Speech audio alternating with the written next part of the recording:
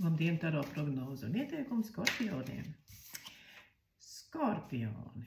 Jums atbilstošā kārta, šī ir skorpiona kārtas, un tas nozīmē vien to, ka šis ir mēnesis, kad notiks lielas pārmaiņas, beigsies viens jūsu solārais gads un sāksies nākamais.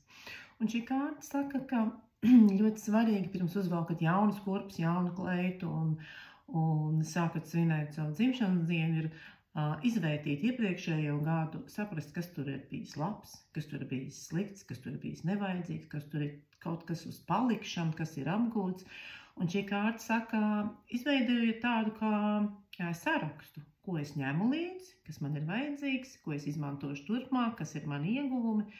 Un vēl svarīgāk ir saprast to, ko man nevajag, ko es neņemšu līdzi, un varbūt, ka tas ir kāds kontakts telefonā, varbūt tā ir kāda nevajadzīga darba metode vai kaut kāda paradums vai rakstura īpašība, ko es varētu izslēgt no savas dzīves. Tātad pārdomu, skaistas apceres laiks, un sagatavošanās visam tam, kas gaida jūs jaunajā solārajā gadā. Nu, un palūkosim, vai darbs atļaus jums tā mierīgi apcerēt dzīvi, skatīties, vērot, vērtēt, tā ļoti skorpioniski, atrast iemeslus visam. Jā, darbs, gribētu teikt, liks jums mieru. Tiem, kam ir ļoti steidzīgs, dinamisks, nervozs darbs, es gribētu teikt, šī ir labā ziņa, jo būs miers, būs sakārtība, būs rimtums, būs tāda darbošanās pamazām un faktiski visas lietas varēs kontrolēt. Jā, šī kārts ir lēna. Tas nozīmē, ka daudzas lietas nenotiks tik ātri, kā jūs vēlētos. Šeit varētu arī kaut kas mazliet ievilkties, pārbaudīt jūsu pacietību, likt jums būt nosvērtākam, pārdomu pilnākam, ja tāda vajadzība saprast, izvērtēt, novērtēt un pārbaudīt, varbūt vairākas reizes pārbaudīt tās lietas, ko jūs esat darījis iepriekš, un tagad jūs esat nonākuši pie situācijas, ka liekas, vajadzētu paskatīties, kā es to lietu varētu darīt savādāk, ar labākiem panākumiem, varbūt mazliet ātrāk, ja, tāda mierīga kārta tiem cilvēkiem, kas tikai meklē darbu. Šis ir tāds meklēšanas laiks un vērtīšanas laiks, šis nav tā kā atrast.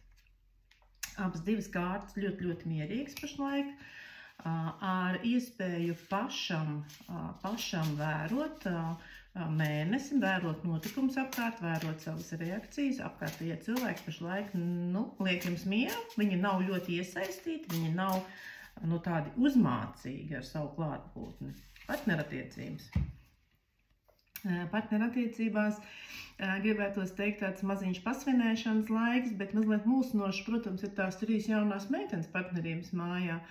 Un līdz ar to draudzeņu klātbūtne, trešā cilvēka klātbūtne, citu cilvēku klātbūtne jūsu partnerībā ienesīs gan patīkamus momentus, tā kā svētkus, priekus, draugus, satikšanās, bet palūkojiet vien, lai šīs trešā persona nav tā kā pārāk bieži jūsu mājā, nav pārāk, varbūt tā trešā persona ir interesantāka kādam no jums, ja, tad interesantāk aiziet ar draudzēm uz teātri vai kaut kur parunāties, vai aiziet uz kādām kursiem, nekā būt kopā mājās ar savu partneri. Tā kā padomājiet par šo tēmu, šī kārta nav slikta, viņa vienkārši liek aizdomāties, un kāda ir citu cilvēku ietekme uz jūsu partnerību, jo partnerību, ja mēs uzskatām par kaut ko tādu, kas ir divatā. Tiem cilvēkiem, kas tikai meklē attiecības, jāsaprot, ka šis būs izvēles pilns laiks, 3 jaunas meitenes varētu būt ļoti patīkami. Tātad būt tusiņos, būt ballītēs, būt pirmizrādēs, glezno atklāšanās, visur tur, kur pulcējas cilvēki, kur tiek paceltas glāzes, kur ir mazas uzkodiņas, īsas sarunas, tā ir īstā vieta, kur grozīties, un, kas zina, pilnīgi viss šeit var notikt attiecību jomā. Un padoms skorpioniem.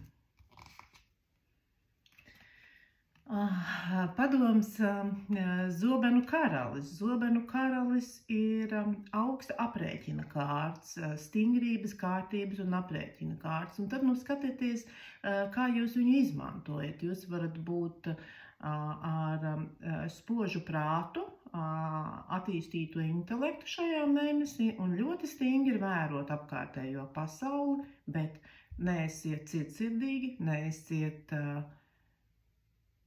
pārāk kategoriski un stingri pret apkārtējiem cilvēkiem. Pat uz tiem, kas sāk krist uz nerviem. Tāds, manuprāt, interesants mēnesis jums, Skorpioni. Tiekamies atkal!